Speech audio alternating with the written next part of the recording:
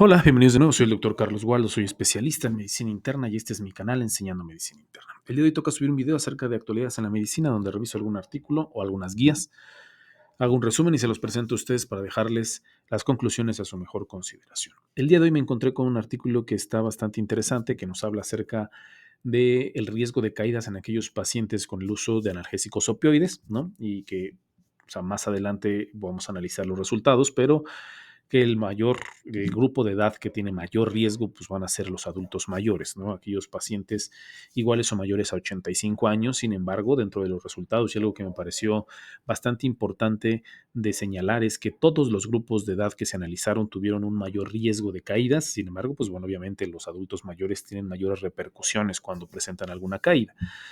Por eso, de ahí el título, opioides y caídas en adultos mayores, un riesgo mortal. A manera de introducción, pues obviamente las caídas representan una causa importante de lesiones y hospitalización, sobre todo en los adultos mayores, sobre todo porque van a poner pues, en riesgo la vida, ¿no? La calidad de vida se ve afectada, hay un deterioro funcional, hay una pérdida de la independencia, pero sobre todo, y lo que más nos preocupa es que inclusive en algunas personas, dependiendo obviamente de las comorbilidades y cómo se encuentre cada uno de los individuos, puede causar la muerte en las personas. Y el uso de analgésicos opioides que se ha relacionado o se ha asociado con un mayor riesgo de caídas, sobre todo por diversos efectos, pero sobre todo en el sistema nervioso central, con inestabilidad, con mareo, sobre todo por su efecto que tiene estos medicamentos y pues obviamente estos efectos secundarios pueden llegar a presentarse con mucho mayor facilidad o más intensos en los adultos mayores. Y pues como les había comentado, o sea, realmente estos pacientes adultos mayores pueden tener algunos otros riesgos que de por sí este grupo de edad ya tiene riesgos agregados para sufrir caídas, ¿no? Como algunas comorbilidades, algunos medicamentos, deterioro funcional, la fragilidad que ellos puedan llegar a tener, la polifarmacia y aparte de eso, el uso de algún tipo de analgésico opioide, pues incrementan las posibilidades de que los pacientes se caigan. Sin embargo, pues son pocos los estudios que se han diseñado para examinar el riesgo relacionado con la edad de sufrir caídas asociadas con el uso de opioides. Por eso, el estudio. Y que si bien en México, por lo menos en México, en el país en donde yo me encuentro, porque sé que me ven en algunos otros países, por lo menos en México no tenemos tanto ese problema de los opioides como pudiera llegar a ser en otros países como en Estados Unidos, que de algunos años para acá el uso y el abuso de los opioides se ha incrementado de una manera alarmante. A lo mejor en México no tenemos ese problema tan severo como en Estados Unidos. Sin embargo, si hay uno que otro medicamento que sí es de venta libre que nos pudiera llegar a poner en jaque en algunos ciertos pacientes. Este es el estudio que les quiero platicar, se denominó Riesgo relacionado con la edad de eventos de caídas graves y uso de analgésicos opioides. Se publicó en el JAMA Internal Medicine en febrero del 2024. Tiene aproximadamente un año que se publicó este artículo. En este estudio poblacional, investigadores australianos, Hopkins y colaboradores cuantificaron el riesgo relacionado con la edad de sufrir caídas graves. Caídas graves ellos lo definieron como aquellas caídas que necesitaran paciente hospitalización, que necesitaran alguna visita al servicio de urgencias o que tuvieran una muerte relacionada a esa caída. Entre 3.2 millones de adultos que iniciaron el tratamiento con opioides recetados entre 2005 y 2018. Lo que hicieron estos autores fue agarrar pues, los datos de su sector salud, de su servicio de salud. Se vio a todos los pacientes que se les habían prescrito opioides en esta época, en 2005 al 2018, encontraron que eran 3.2 millones de adultos a los que se les prescribió, una cantidad bastante importante. Y después cotejaron a estos adultos o a estas personas que se les dieron opioides con algún tipo de clave, como por ejemplo en la de México, que tenemos el CIE-10, que son claves específicas para cada una de las enfermedades. Ahí hicieron el cotejo con las claves de enfermedades, o sea, por caídas graves, ¿no? Y cotejaron y sacaron las estadísticas del estudio.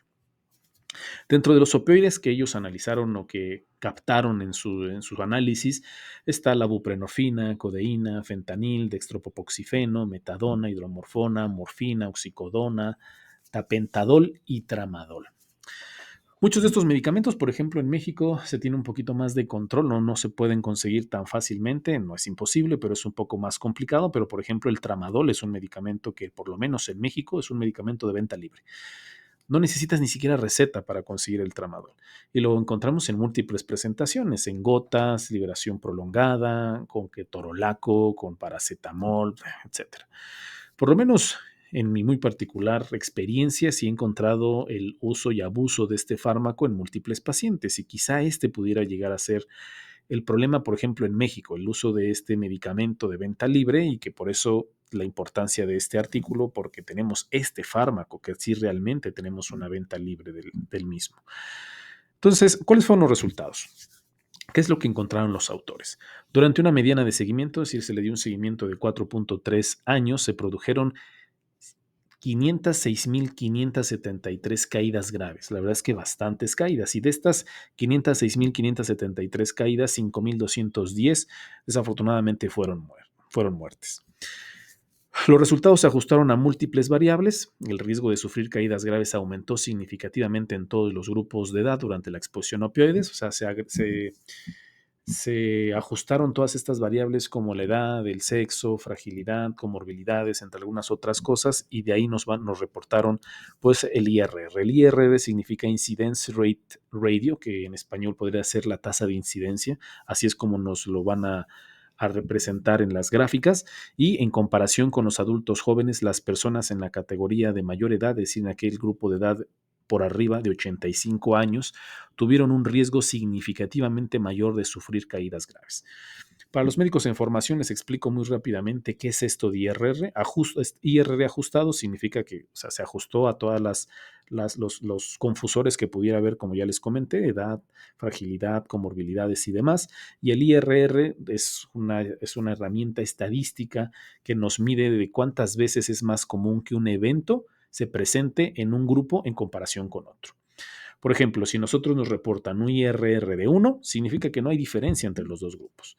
Por ejemplo, poner un ejemplo, si aquí nos hubieran presentado un IRR ajustado de 1, la verdad es que el uso de opioides o no uso de opioides o el uso de opioides en comparación de los de 85 con los más jóvenes, pues no hubiera habido pues una diferencia, es exactamente lo mismo.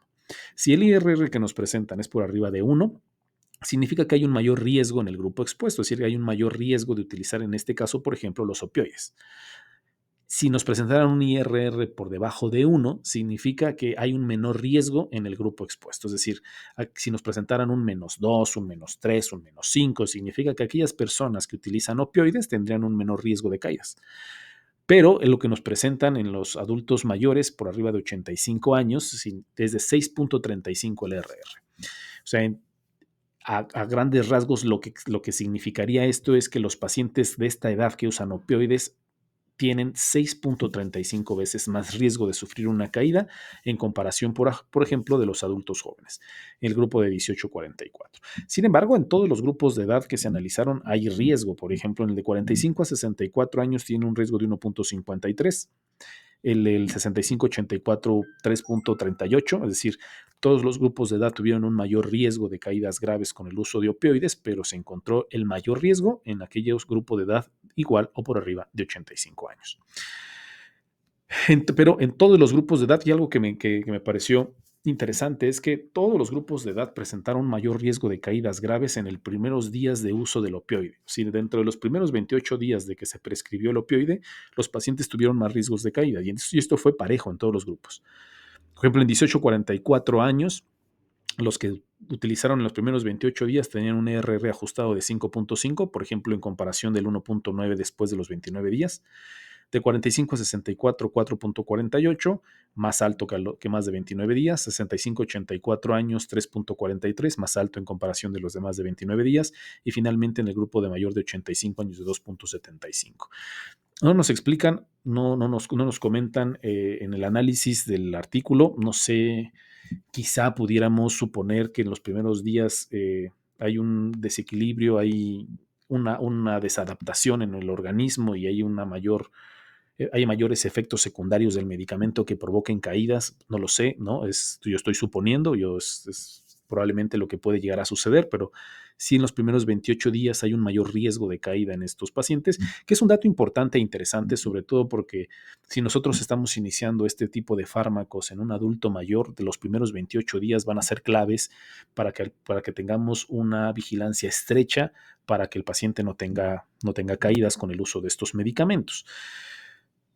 Y analizando todos los grupos de edad, haciendo una comparación en todos los grupos de edad, pues se encontró que en los primeros 28 días el grupo más afectado es el que por arriba de 85 años con un IRR ajustado de 5.97. Sin embargo, pues igual, todos los grupos tuvieron un mayor riesgo, 1,43, 2,92, pero el que mayor riesgo se presenta es en aquellos pacientes por arriba de 85 años. Y también se encontró que el riesgo también aumentó con el aumento de la dosis de los opioides. Esta tabla nos pone la dosis de los opioides. De 1 a 49 miligramos de dosis de opioide, o sea, del equivalente pues, de opioides, se encontró que por arriba de 85 años en esta dosis se presentaban mucho más riesgo en estos pacientes, 9.14. Sin embargo, lo que me llamó mucho la atención fue, por ejemplo, que hay un menor riesgo de caídas con dosis mucho más altas, por arriba de 200 miligramos, una equivalencia de por arriba de 200 miligramos. Si bien hay un mayor riesgo de caídas, no está tan elevada como dosis más bajas. Como pueden ver, hasta abajo de la tabla, en arriba de 85 años, con dosis mayores de 200 miligramos, hay un IRR de 3.88. En comparación de dosis de 1 a 49 miligramos, es de 9.14.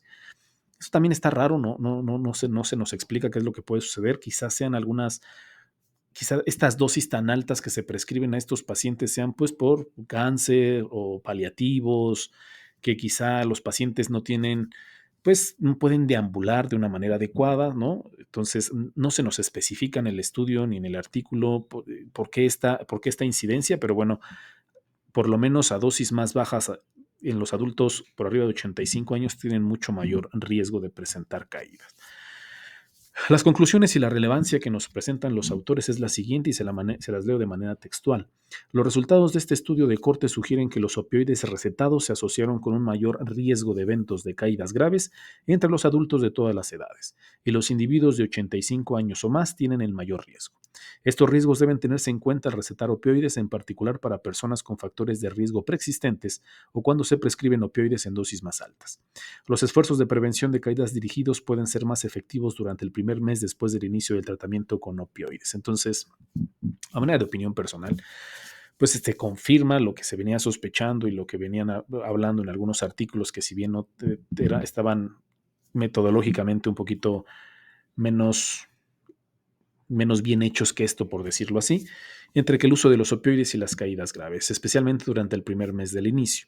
El efecto es especialmente sorprendente en las personas mayores que tienen más posibilidades de ser frágiles y tienen otras afecciones predisponentes, y cuando un ciclo de opioides es absolutamente necesario en estos pacientes, debemos revisar con los pacientes y sus familias las posibles formas de reducir el riesgo de caídas adaptadas a su entorno de vida específico y sus características clínicas. Hay que también hablar sobre los sesgos que tiene este estudio, ¿no? Los autores nos comentan que, para empezar, no se analizó por qué se les inició los opioides a los pacientes, por ejemplo, ¿no? O sea, sí es muy diferente el inicio de opioides a un paciente, por ejemplo, posoperado, a un paciente que tiene cáncer, a un paciente que tiene un dolor crónico, que está en paliativos, ¿no? O sea, sí va a ser muy diferente el uso de este tipo de medicamentos. Hay algunos pacientes que estarán postrados, ¿no? Otro sesgo quizá es que, por ejemplo, lo único que se midió fue en las caídas graves. Sin embargo, pues sabemos que los adultos más jóvenes, ¿no? Entre los 18 y 44 años, muchas de estas caídas pues no son graves, ¿no? Por lo que no buscan atención médica, por lo que no aparecen en los registros de caídas. Entonces, quizá también el, la frecuencia de caídas en esta edad es mucho mayor de la que se nos reporta, ¿no?